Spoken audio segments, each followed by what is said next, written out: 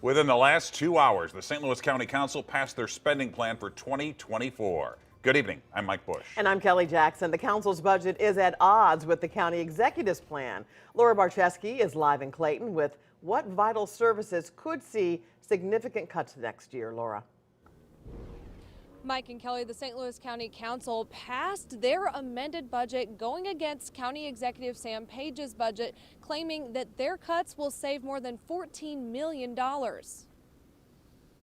Ahead of Tuesday's St. Louis County Council meeting, County Executive Sam Page sent a letter to the council saying if they pass their proposed budget cuts, ARPA-funded projects will be put on hold. There would be cuts to the teams who deal with problem properties. The senior tax freeze would also be on hold, and tax bills would no longer be mailed to residents. Page was not at the meeting Tuesday, and many of the council members were critical of the letter, saying Page's budget would hurt the county and taxpayers. Unfortunately, instead of taking our input and working together on that plan, we simply received a budget request that increases spending and also increases taxes.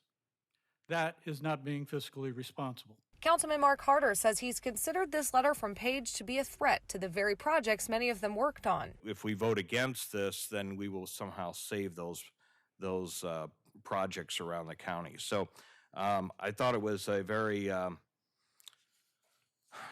guess, disappointing is the word that comes to mind when it comes to this. The county council's amended budget proposed cuts to several offices, including the public administrator, Tim Weeks' office, which he said during public comment would be detrimental to helping vulnerable children who age out of the state's care and elderly abandoned by family. This office is fully staffed and uses almost every dollar that we've been allowed in our 2023 budget, and we intend to continue that in 2024.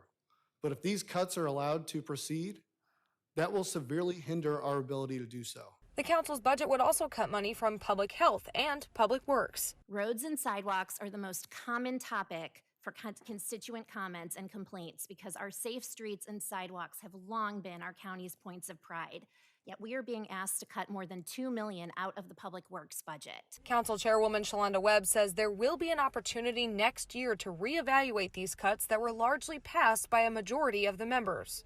In the second quarter, we can have some of those conversations about supplement bills. That's fair, everybody. Yes, this is hard. We're not afraid of hard. We do hard. But we can do it better if we work together, talk honestly and open and transparent with each other, and stop trying to legislate with headlines and threats.